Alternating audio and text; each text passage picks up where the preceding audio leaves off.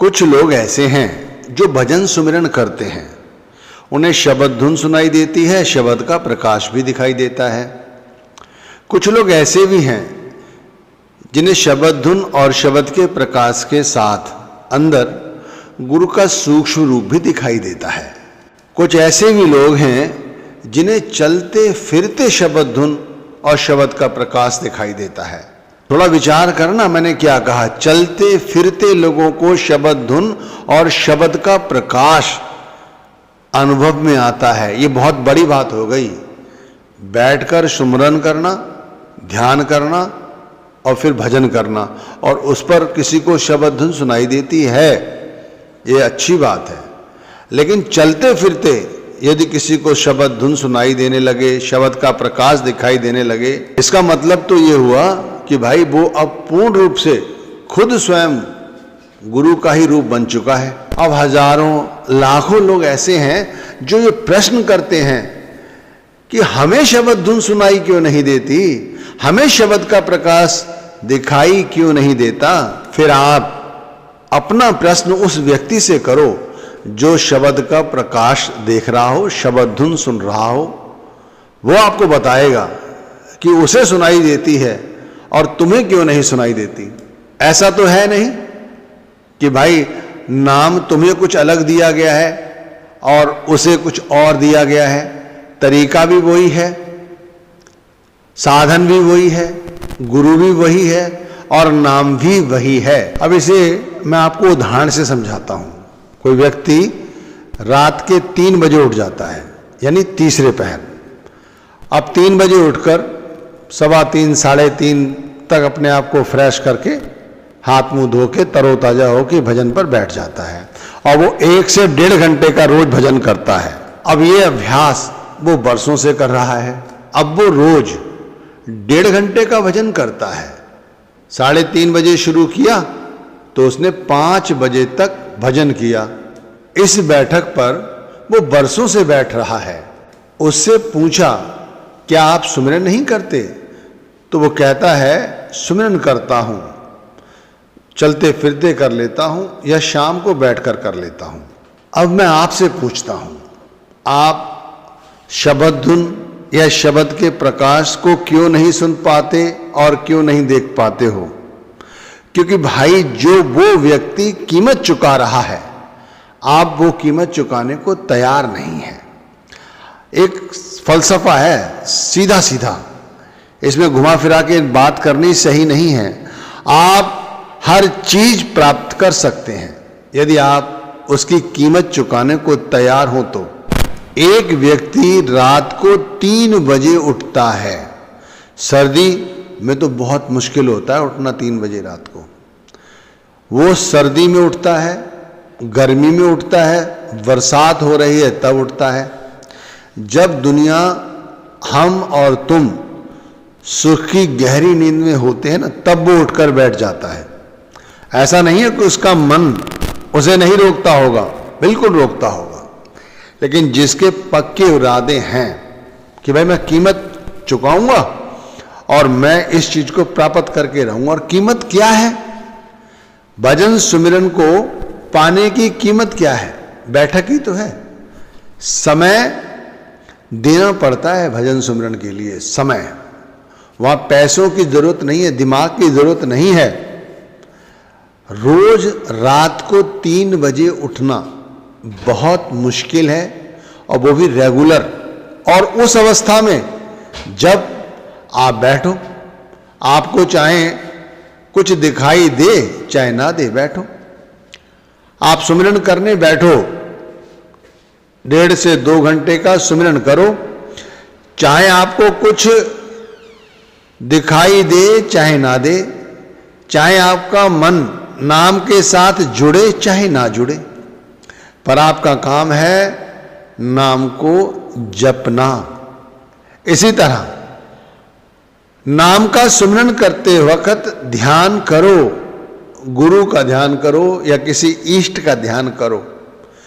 चाहे ध्यान में वो इष्ट आए चाहे ना आए, आपका काम है ध्यान करना, तो ध्यान करो।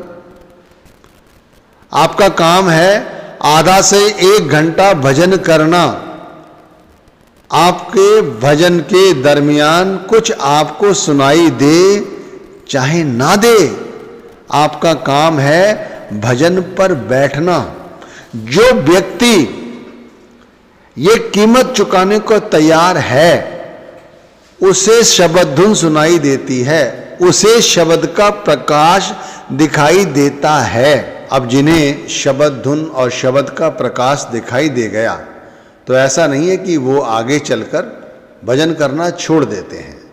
वो सारी जिंदगी यही करते रहते हैं, और जब तक यहाँ है तब तक, और जाते जाते भी उनका यही उद्देश्य होता है कि मैं भजन सुमिरन करता ही रहूँगा। एक और गुण रहस्य आपको समझा रहा हूँ। जब भी आप सुमिरन या भजन की बैठक से उठो, सुमिरन चाहे आप आधा घंटे कर रहे हो, चाहे भजन 10 मिनट का ही कर रहे हो, जब भी आप इस बैठक से उठें, एक बात।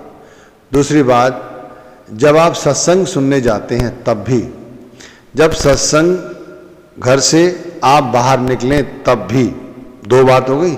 और तीसरी बात, यदि आप सेवा करने भी जाते हैं तो सेवा करने के बाद भी, यानी तीनों समय, या अन्य लोग जैसे भक्ति करते हैं अपनी अपनी तरह से, वो भी ध्यान से सुने कि एक साथ संसार के कार्य व्यवहार में नहीं जुट जाना चाहिए। अगर हाथ से कार्य कर रहे हो तो करो, कोई दिक्कत नहीं है। आप कहीं जा रहे हो, आपको जा रहे हो, पैरों से जा रहे हो ना, गाड़ी चला के जा रहे हो, लेकिन अपने आप को थोड़ी देर के लिए अंकुश में रखो, मन को थोड़ा सा ठहरने दो। जो आपने सुना है सत्संग, उसे मनी मन दोहराओ कि क्या समझाया गया है। आपने जो भी सुमिरन किया, भजन किया, उसे थोड़ी देर हजम करने की कोशिश करो कि इस तरह से नाम जपा था, अब वो इस तरह हमारे अंदर गूंज रहा है, उसे सुनो। इससे क्या फायदा होता है मैं बताऊं आपको। फायदा ये होता है कि हमें ये एहसास बना रहता है कि भाई हम एक नामधारी हैं, नाम जप करते हैं, हमारा उद्देश्य थोड़ा अलग है। दुनिया पैसा देती है, चीज प्राप्त करने के लिए कीमत चुकाती है, तब उसे सामान मिलता है।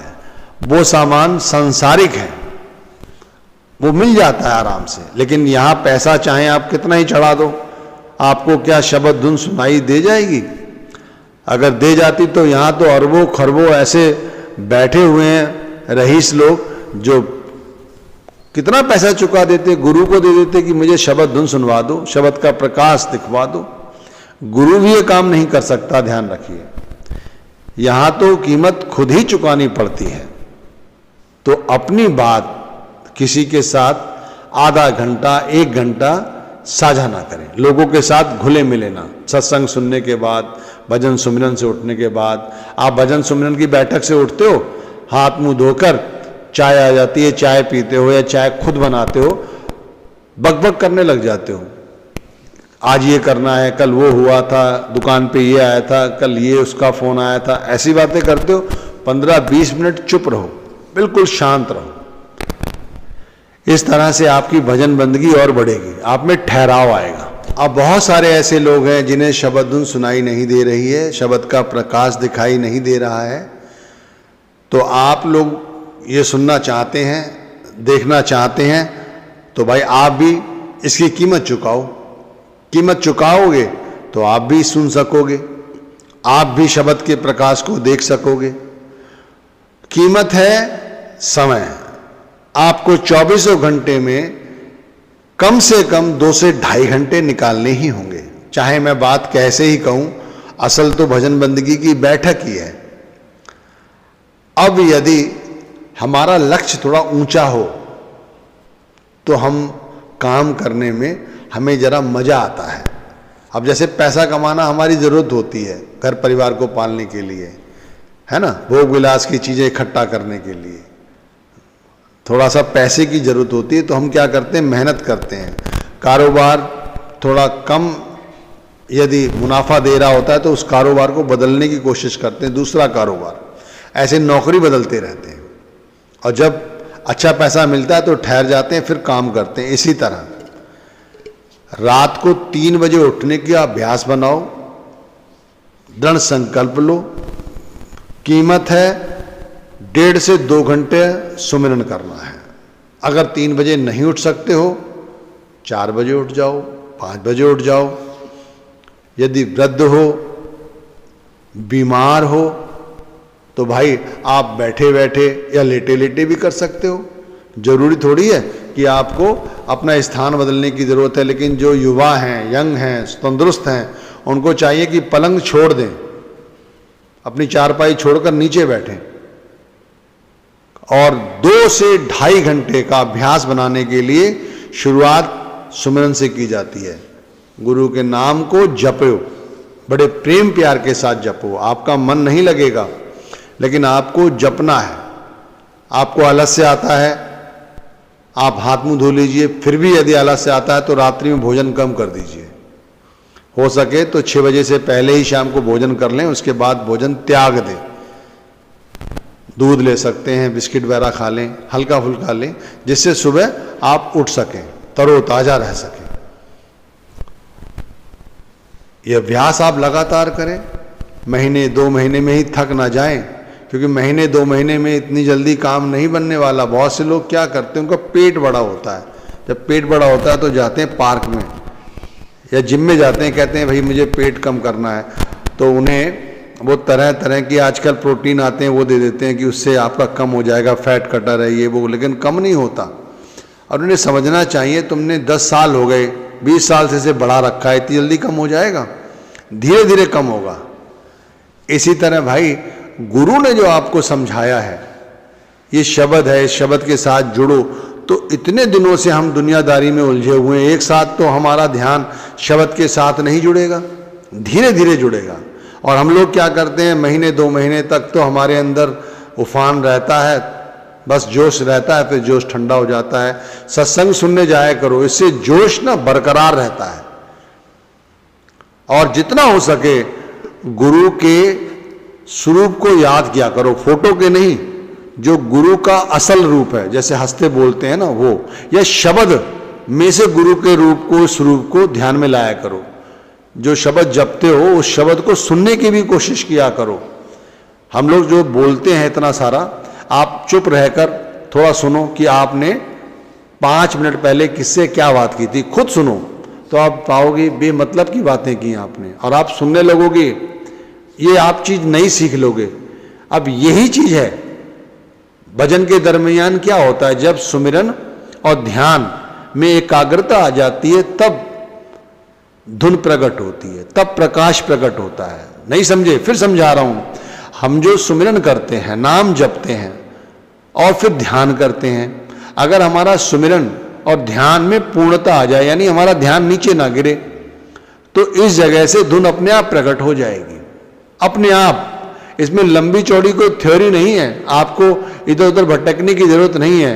भटकने से याद आया, कहते हैं क्यों भटकता फिर रहा तू ए तलाशे यार में, रास्ता सारक पे है दिल भर पे जाने के लिए। आज भारत में जो पहाड़ी क्षेत्र हैं उनमें बरसात हो रही है, बहुत विकट बरसात हो रही है, भूस्खलन हो रहे हैं, एक्सीडेंट का बहुत बड़ा खतरा सर पर है, लेकिन फिर भी लोग भक्ति के लिए वहां जा रहे हैं।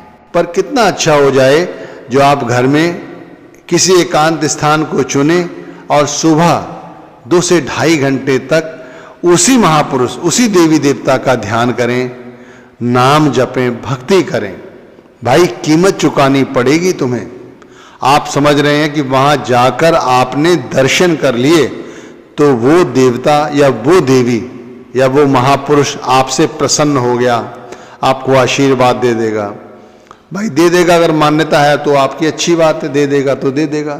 लेकिन मेरा मानना तो ये है कि भाई असल में उनका आशीर्वाद प्राप्त करना है तो अपने अंदर जाकर उनके दिव्य रूप का साक्षात्कार करो। बहुत से लोग क्या करते हैं, भंडारों में चक्कर लगाते रहते हैं, ऐसे ही 4-4, 6-6 दिन वहां पड़े रहेंगे भंडारे में कि गुरु कृपा बरसे। गुरु कृपा ऐसे नहीं बरसे, गुरु कृपा बरसेगी भजन सुमिरन करने से। रात्रि के तीसरे